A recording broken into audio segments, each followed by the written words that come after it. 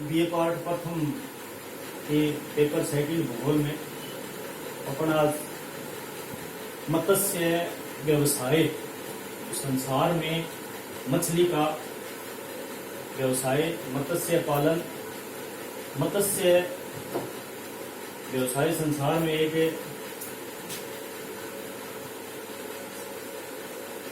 इसको अपन नाम दे सकते हैं मत्स्य पालन। बहुत ही महत्वपूर्ण है। संसाधन एवं पर्यावरण भूगोल में टॉपिक है मत्स्य व्यवसाय, मछली पालन। साधारण शब्दों में कहें तो मछली पालन विश्व में पूरे संसार में देखा जाए तो पूरे संसार में खाद्यान्न के रूप में जीवों में 3% हिस्सा मछली का है। 3% खाद्यान्न के रूप में मत्स्य को उपयोग में लिया जाता है। मत्स्य व्यवसाय में लगभग संसार में 40,000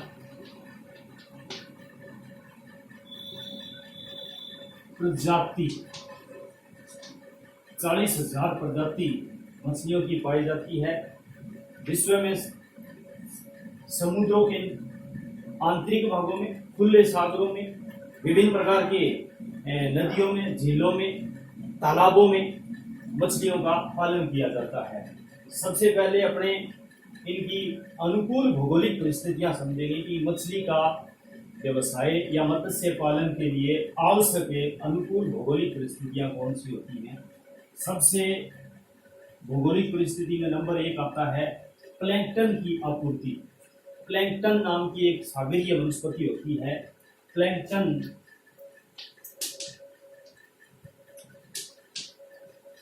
की आपूर्ति, प्लैंकटन नाम की एक वनस्पति होती है।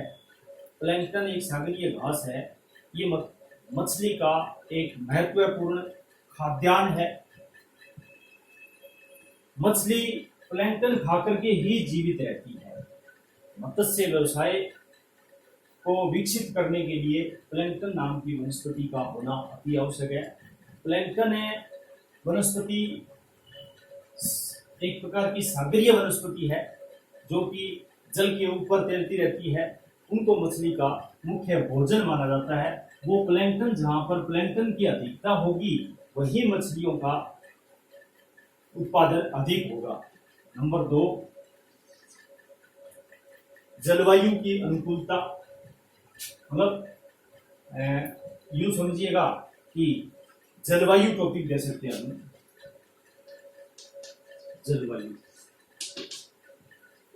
जलवायु में 20 डिग्री तापमान, 20 डिग्री से अधिक तापमान नहीं होना चाहिए। 20 डिग्री अधिकतम तापमान होना चाहिए। मत्स्य व्यवसाय के लिए 20 डिग्री का तापमान सबसे उपयुक्त माना जाता है। जलवायु के अंतर्गत जैसे छिछले समुद्रों में भी एक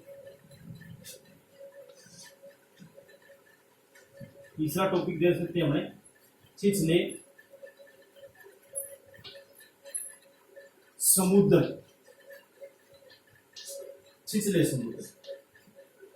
यानी समुद्र की गहराई ज्यादा नहीं होनी चाहिए। समुद्र की गहराई है वो लगभग 200 मीटर तक होनी चाहिए, यानी 600 फीट या 600 फीट, है ना। तो 200 मीटर की गहराई पर ही प्लैंकटन अधिक मात्रा में पाया जाता है।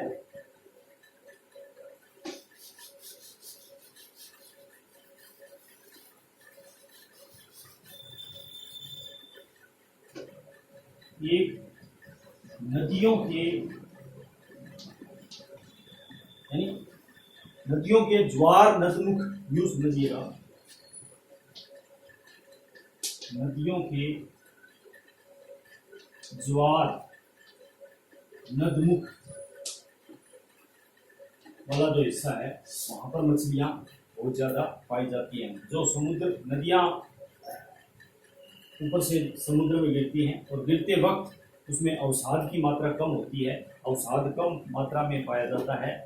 अवसाद कम होगा तो मछलियां ज्यादा जीवित रहेंगी। समुद्री धाराएं आवश्यक भौगोलिक परिस्थितियों में समुद्री धाराएं यानी जहां पर गर्म और ठंडी धाराओं का मिलन स्थल है, जैसे लेब्राडोर और गल्फ स्ट्रीम की धारा अटलांटिक महासागर में दोनों का मिलन स्थल होता है, वहां पर सारगेसो नाम की एक घास पाई जाती है। तो समुद्री धाराएं प्लैंकटन बहुत ज्यादा रहते हैं। समुद्री यानी गर्म और ठंडी दोनों धाराओं का मिलन स्थल करता है। गर्म है एवं ठंडी धाराएं, गर्म और ठंडी धाराएं जहां पर मिलती हैं वहां पर प्लैंकटन नाम की वनस्पति बहुत मिलती है। तो समुद्री धाराएं इसमें ज्यादा। एक जनसंख्या की अधिकता,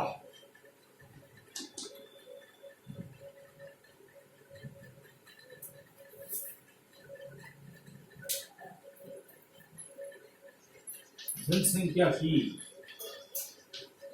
अधिकता, जहां पर सघन जनसंख्या होगी वहां पर इसका उपयोग ज्यादा होगा। तो जनसंख्या की अधिकता वो भी एक भौगोलिक अनुकूल परिस्थितियों में आता है कि जहां पर जनसंख्या अधिक होगी वहां पर क्या है, मछलियों का उत्पादन ज्यादा होगा। एक यातायात,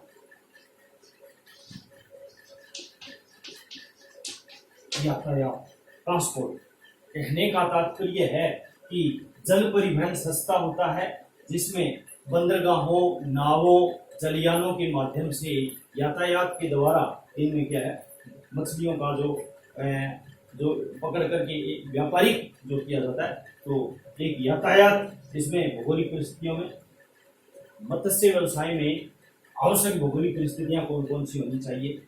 मत्स्य व्यवसाय पनपने के लिए आवश्यक भौगोलिक परिस्थितियों में प्लैंकटन की आपूर्ति अधिक होनी चाहिए। नंबर 1, प्लैंकटन की अधिक आपूर्ति। जलवायु में 20 डिग्री से अधिक तापमान नहीं होना चाहिए। नंबर 2, छिछले समुद्र होने चाहिए 200 मीटर की गहराई तक, यानी गहराई अब ज्यादा 200 मीटर से अधिक गहराई के बाद में मछलियां जीवित नहीं रह पाती हैं। समुद्र बिल्कुल भी ऊपर नहीं, 200 मीटर के बीच अधिकतम भाग में मछलियों का एक आदर्श पनपना ही माना जाता है। और एक ज्वार नदमुख जो किनारे हैं, नदियों का जो भाग है, नदियों का जो समुद्र में गिरते समय जो अवसाद कम होते हैं, अवसाद ज्यादा नहीं होना चाहिए, वो भी एक आवश्यक भौगोलिक परिस्थितियों में सम्मिलित किया जाता है। समुद्री धाराएं, गर्म और ठंडी धाराएं जहाँ पर मिलती हैं, जहाँ पर गर्म और ठंडी धाराओं का मिलन होता है, जैसे सारगेसो नाम की घास समुद्र में वही उगती है, जहाँ पर गर्म और ठंडी धाराएं एक अटलांटिक महासागर में, एक तो गल्फ स्ट्रीम की धारा है, एक लेब्राडोर की धारा है, दोनों का मिलन स्थल है। वहाँ पर प्लैंकटन नाम की वनस्पति खूब उगती है, जो मछलियों का मुख्य खाद्य भोजन है। मछलियाँ सबसे ज्यादा प्लैंकटन नाम की एक सागरीय वनस्पति है, उनको क्या है, जो अपना भोजन बनाती है। तो वो जहाँ पर गर्म और ठंडी धाराएं मिलेंगी वहीं पर सबसे ज्यादा मछलियों का उत्पादन होगा। एक जनसंख्या की अधिकता, भाई उपभोग और उत्पादकता मानव है, तो जहाँ पर जनसंख्या का जमावड़ा अधिक होगा, जनसंख्या की अधिकता होगी, वहां पर मछलियों का उत्पादन और उपभोग भी अधिक होगा।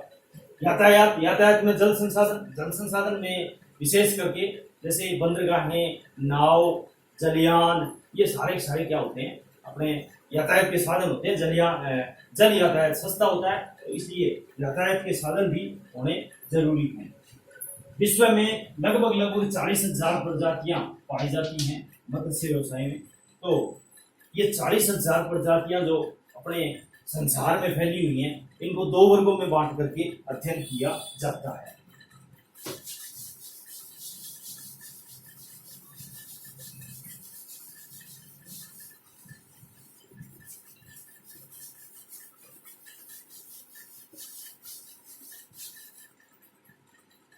यानी पहला वर्ग जो है खारे पानी की मछलियां या प्रजाति, खारे पानी की प्रजाति। और दूसरी है स्वच्छ या मीठा करना।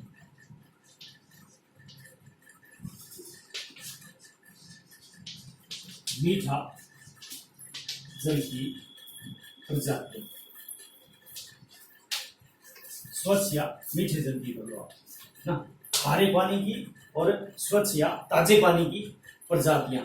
अब खारे पानी की प्रजातियों में कौन कौन सी हैं वो देखो आप। खारे पानी की जैसे नंबर 1 हेरिंग,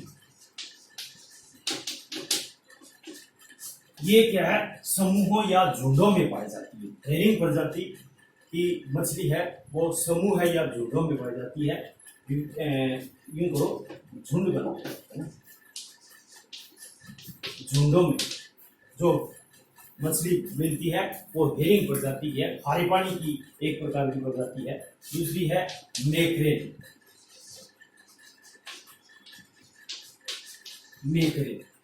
मैक्रेल प्रजाति भी यूं समझिएगा कि इसमें तेल ज्यादा मिलता है, तेल ज्यादा निकाला जाता है। मैक्रेल संसार में मैक्रेल। फिर है मेनहडन। मेनहडन यानी ये खारे पानी की प्रजातियां हैं। हेरिंग, मैक्रेल, मेनहडन, ये विभिन्न प्रकार की प्रजातियां हैं, वो खारे पानी में मिलती हैं। अगली है मेनहडन, आ गया। कोड। कोड कोड मछली जो लगभग 1.5 मीटर लंबी होती है, लगभग 1.5 मीटर की लंबाई में पाई जाती है। कोड कोड नाम की एक प्रजाति है। सार्डिन। सार्डिन ये इटली के सार्डिनिया जो द्वीप है वहां पर पाई जाती है अधिकतम मात्रा में, तो इसका नाम सार्डिन रखा गया है। इटली के सार्डिनिया नाम के द्वीप पर सार्डिन नाम की एक वनस्पति मिलती है, इसलिए इसका नाम सार्डिन रखा गया है।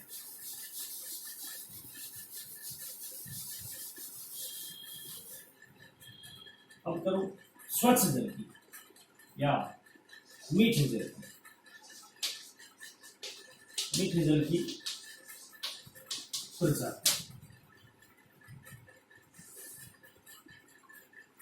स्वच्छ जल या ताजे पानी में या मीठे जल में पाई जाने वाली मछलियां जो विभिन्न प्रकार के महाद्वीपों के आंतरिक भागों में, महाद्वीपों के जो आंतरिक भागों में मछली मिलती है, नदियों में, झीलों में, तालाबों में जो मछली पाई जाती है वो मीठे या स्वच्छ जल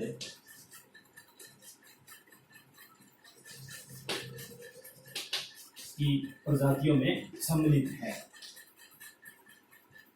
इसमें जैसे खाने में स्वादिष्ट होती हैं, तेल भी निकाला जाता है। मछलियों का उपयोग ज़्यादातर खाद्यान्न के रूप में किया जाता है। जैसे शुरू में मैंने बताया कि संसार में 3% खाद्यान्न, जीवों के खाद्यान्न के रूप में मछली का उत्पादन किया जाता है। अन्य प्रजातियों में जैसे सालमन है, ये अन्य में आती है कि सालमन नाम की प्रजाति, विभिन्न प्रकार की मछलियों की जो प्रजाति है उसमें सालमन नाम की एक भी प्रजाति है। ये अपने प्रजाति से मतलब विभिन्न प्रकार की मछलियों की प्रजातियां। अब इसको पकड़ने की विधियां, मछलियों को या मत्स्य व्यवसाय को पकड़ने की कई प्रकार की विधियां अपनाई जाती हैं। जैसे ड्रिफ्टिंग प्रणाली। ड्रिफ्टिंग प्रणाली क्या होती है? मछली को पकड़ने के अंदर ड्रिफ्टिंग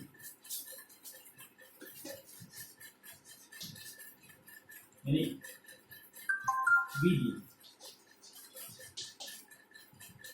इसमें ड्रिफ्टिंग ये क्या होता है? एक टेनिस का एक नेट होता है, टेनिस के नेट के समान एक रस्सियां बंधी होती हैं, उसमें दोनों तरफ रस्सियां बंधी होती हैं और नेट एक जाल होता है, उसको समुद्र में फेंक दिया जाता है और उससे के द्वारा जो पकड़ी जाती है, यानी टेनिस के नेट के समान जाल, ये ड्रिफ्टिंग प्रणाली कहते हैं। ड्रिफ्टिंग मछली पकड़ने की विधि है। दूसरी है ट्रैवलिंग।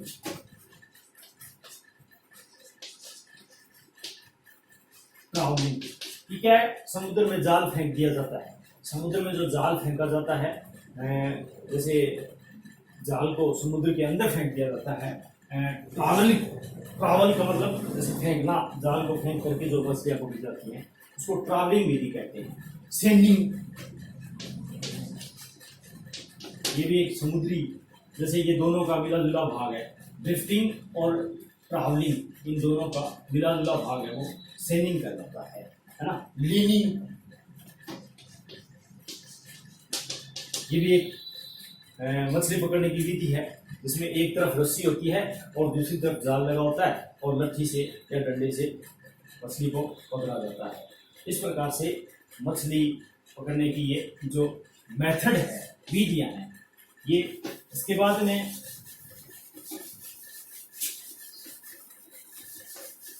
मत्स्य के प्रकार है ना।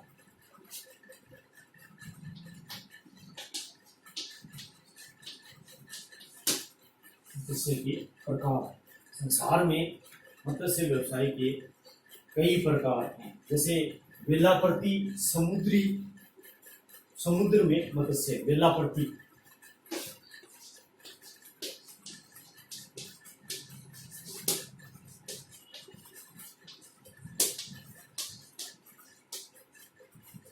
मत्स्य वेलाप्रति समुद्र में मत्स्य, छिछले समुद्रों में जो मछली पकड़ी जाती है उसको वेलाप्रति समुद्र में मत्स्य है ना।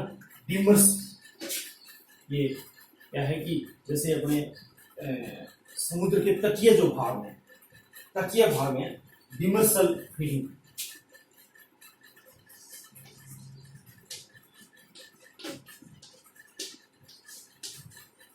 फिशिंग, ये भी मछली पकड़ने का जो मत्स्य का प्रकार है ना। और तीसरा है समुद्र तटीय, समुद्र तटीय। और चौथा है स्वच्छ जल,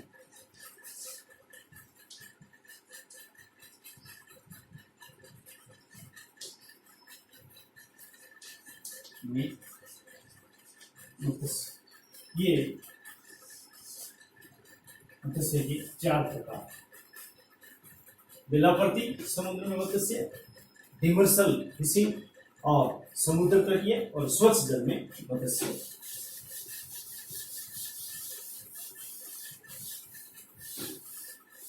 अब संसार में प्रमुख मत्स्य क्षेत्र, संसार में मत्स्य व्यवसाय कहाँ कहाँ फैला हुआ है? विश्व में सबसे मत्स्य व्यवसाय का जो एक अपना जो वो कहाँ कहाँ फैला हुआ है? उत्पादन क्षेत्र इसको बोलते हैं, मत्स्य का उत्पादन क्षेत्र, मत्स्य उत्पादन क्षेत्र।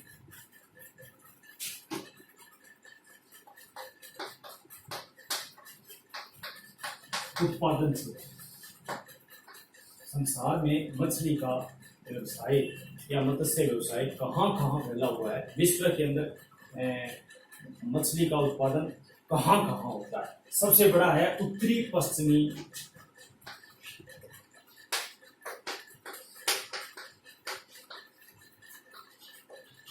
प्रशांत, उत्तरी पश्चिमी प्रशांत महासागर, उत्तरी पश्चिमी प्रशांत महासागर का तटीय क्षेत्र,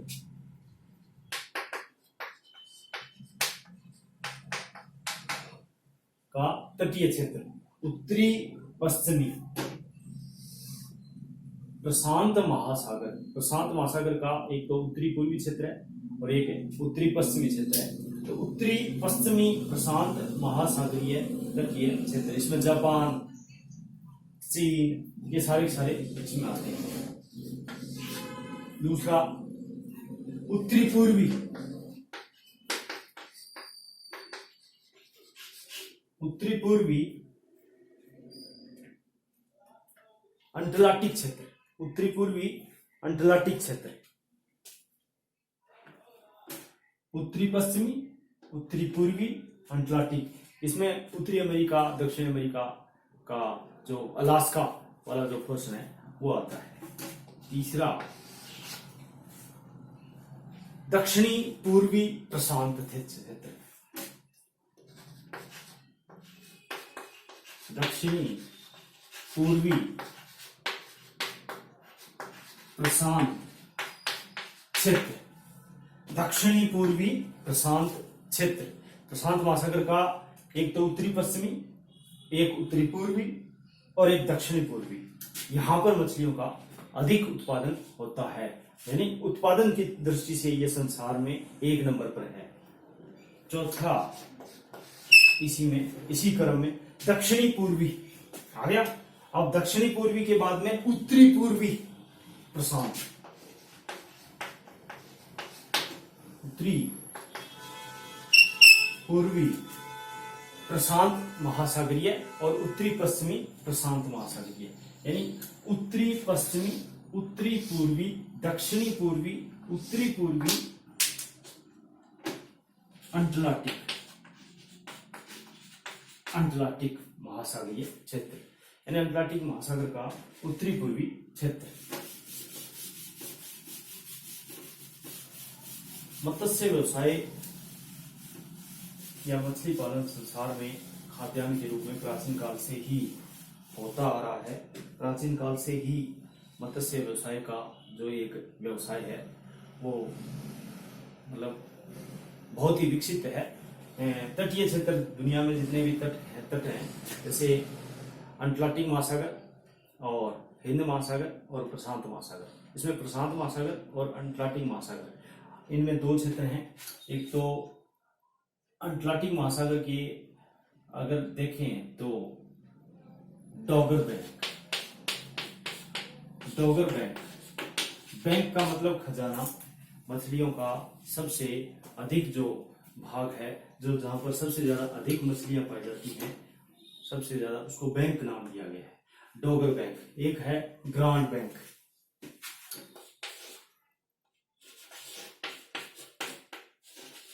ग्रांड बैंक, ये दोनों ही उत्तरी अंटार्कटिक महासागर में हैं। उत्तरी अंटार्कटिक महासागर, ये दोनों ही बैंक का मतलब खजाना, एक तो डॉगर बैंक और एक ग्रांड बैंक। इसमें सबसे ज्यादा संसार की मछलियां पाई जाती हैं और बढ़िया बढ़िया प्रजातियां पाई जाती हैं, जिसमें स्वच्छ जल की, खाद्यान्न के रूप में स्वादिष्ट विभिन्न प्रकार की मछलियों का व्यापारिक दृष्टि से यहाँ पर सबसे ज्यादा उत्पादन होता है। संसार में सबसे ज्यादा उत्पादन डॉगर बैंक और ग्रांड बैंक, जो उत्तरी अंटार्कटिक महासागर के उत्तरी भाग में स्थित है। यहाँ पर मछलियों का उत्पादन बहुत ज्यादा होता है। ये अपना मोटे मोटे रूप से मत्स्य व्यवसाय का जो एक संसाधन के रूप में, जल संसाधन का एक जैवीय संसाधन था, इसको अपने जैविक संसाधन भी कहते हैं। जैवीय संसाधन के रूप में मत्स्य व्यवसाय, जो विश्व में आवश्यक भौगोलिक परिस्थितियां, संसार में इसका वितरण, संसार में कहाँ कहाँ पाई जाती हैं, विभिन्न प्रकार की मछलियों का प्रजातियां, विभिन्न प्रकार का इसमें जो उत्पादन होता है, इसमें कौन कौन से क्षेत्र आते हैं। जैसे उत्तरी अंटार्कटिक महासागर का उत्तरी भाग, जिसमें ग्रांड बैंक और डॉगर बैंक दो जगह हैं। बैंक का मतलब खजाना नाम दिया गया है, डॉगर और ग्रांड दो जगह हैं। इसमें गल्फ स्ट्रीम और लेब्राडोर की दो धाराएं आती हैं, और दोनों धाराओं का, जहाँ पर एक गर्म है एक ठंडी है, मिलन स्थल होता है, तो इसका नाम दे दिया डॉगर बैंक। वहां पर प्लैंकटन नाम की वनस्पति और सारगेसो नाम का घास उगता है। तो ये क्षेत्र सबसे ज्यादा संसार में मछली का उत्पादन करते हैं। मत्स्य व्यवसाय यहीं पर व्यापारिक क्षेत्र दृष्टि से अपना सबसे ज्यादा विकसित है। इस प्रकार से अगले क्लास में अपने इसी को अपने जारी रखेंगे। धन्यवाद।